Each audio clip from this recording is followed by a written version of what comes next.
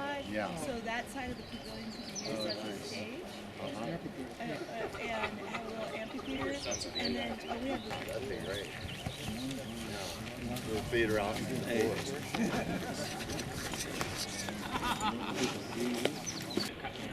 Oh, yeah? Yeah, yeah. She had support that she's given.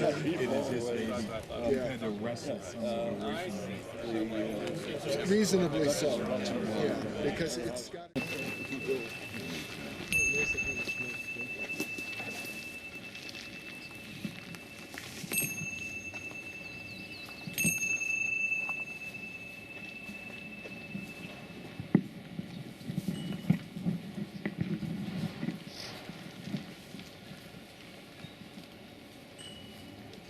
I'm honored today to speak at the dedication of this pavilion, to be named in the honor of Ed Law. That's my Ed. A fellow brother of the Men's Fellowship who significantly contributed to this building and to other projects here at camp. Other brothers also have contributed to this contribution, and actually we have a little more room for those that we still need $7,000 to complete the project. Ed was a mentor, a surrogate father, and a bridge partner for me. I will miss his laugh, his gentle smile, and passionate drive to make this world a better place.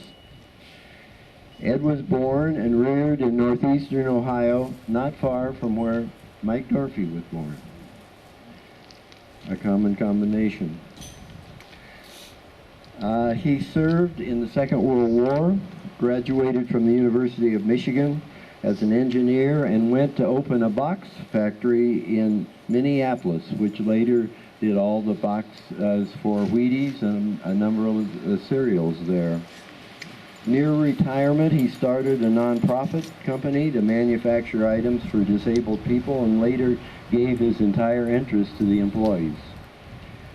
He invested his time and resources into loans for women in third country, progressive causes, and many UU projects, including a scholarship to Meadville Lombard for theologic students. He also contributed to the UUA, the UUSC, and certainly he contributed to our first church in San Diego.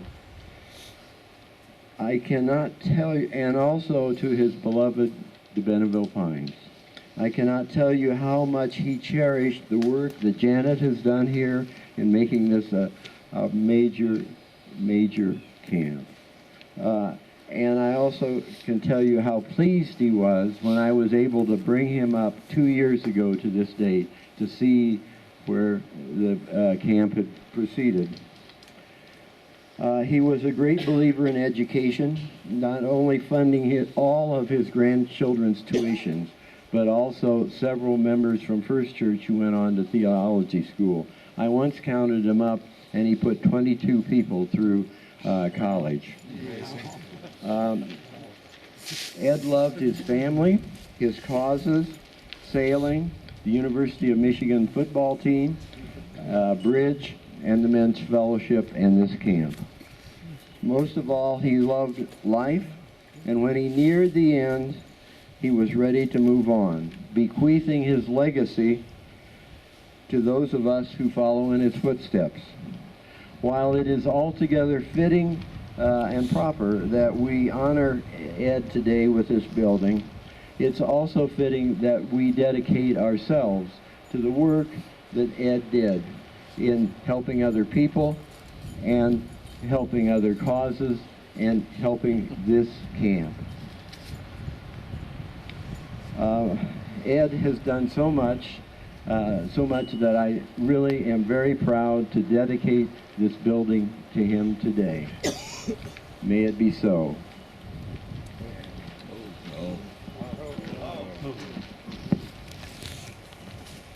On behalf of the Benneville Pines, we're so pleased to accept this building. The pavilion is going to come in quite handy for summer camp. I don't know if, for those of you who don't come up here during the summer, we often get afternoon rainstorms, and they'll be pounding for 2 hours, and it's quite miserable to stuff 100 people in that lodge and keep the program and the action going. So by having an outdoor space like this, we can continue to have workshops in the area while it's raining. Also, nice shade cover over everyone's head. The youth camps are already planning overnight under there, like, ooh, camping. We did try an overnight with the little kids out behind cabin 3, and they thought that was too scary. So by merely having a structure over their head, that'll be nice and comforting. So we really look forward to having another meeting space here at Benneville and hope that you'll be able to use it too. I think about 6 months, 8 months before Ed actually passed away, he gave me a call. I had visited with him down in San Diego, and he gave me a call and was asking, how's the water project and how are things going up there? And he said, you know, I'm going to leave some money to Benneville. What can you name after me? Can't you just see him saying that? He said, hey gal, what can you name after me? So I went through my list in my head, and when I came upon the pavilion, he says, I like that idea. He says, Ed, Law Pavilion. Yeah, we'll go for that. So think of him when the next time you're here and you see that big, beautiful structure done. But also think of all your brothers and everyone. There's been a whole lot of people putting their pennies on the table to get to the $80,000 or $83,000 that that's going to take to complete. Now I have heard a couple comments, people saying, whoa, that structure's something else. You'll be able to hold a lot of snow on that roof. Over-engineered might be the term that I heard this morning. But because the structure is located in a natural drainage area, and because of earthquakes and land movement, Benneville's on an alluvial fan.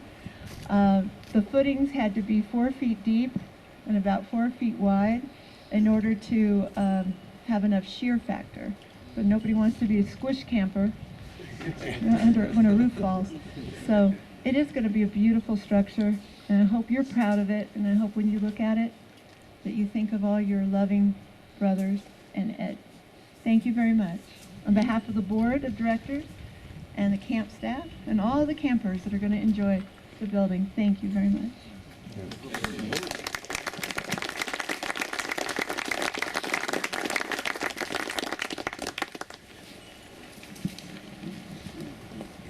Tom Winnett wrote a poem on 2010 to honor Kevin Riley. And over the past 4 or 5 months, we have used this poem when we were invited by the family of 2 of the members that have passed away.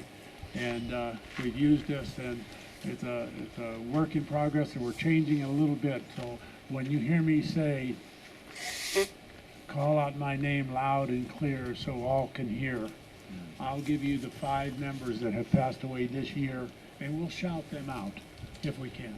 This is kind of a work in progress. And the box to which the poem refers is right here.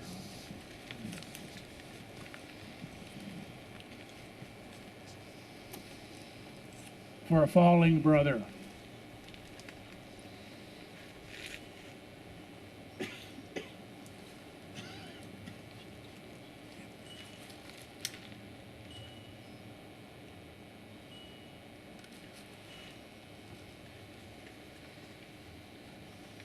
Brothers, when it is time to fix my name to the box, sound that chalice, light that flame, and call out my name loud and clear so all can hear. Ed Law. Ed Law. Stan Strauss. Stan Strauss. Nathan Clark. Nathan Clark. Richard Wilkie, Richard Wilkie, Robert McMahon. Robert McMahon, Raise your voices in strength to claim me for the ages as one who loved and lived and laughed and cried. In those moments when my face or my name crosses your thoughts, remember me for the time shared, the time loved, the love dared. Love me for my heart as I have loved yours. We will now ring the chalice for all of those men who have been members of the fellowship. And they are, these are the other men who have passed away since we started the chalice in the box. Bill Scudder, David Garrison, Dick Joy Thompson, Paul Bruce, Bill Edwards, Bob Kinninger, Clinton Jenks. I'm going to go slower. Bill Scudder, David Garrison, Dick Joy Thompson, Paul Bruce, Bill Edwards, Bob Kinninger, Clinton Jenks, Stephen Perello, Bruce Watley, Don Bender, Bill Howell, Dick Tatelman, Roger Thomas, Bill Edmonston, Dick Carroll, Rick Gravagno, Doug Scott, Lee Rose, Kent Larrabee, Eugene Patnode Sturdivant, Bob Buckner, David Alt, Larry Porter, Everett Waldo, Ken Helfant, Jerry Newell, Gerald Newell, Kevin Riley, Bob Mather, Sam Wald, Art Thude, Paul Jorgensen, Leon Brown.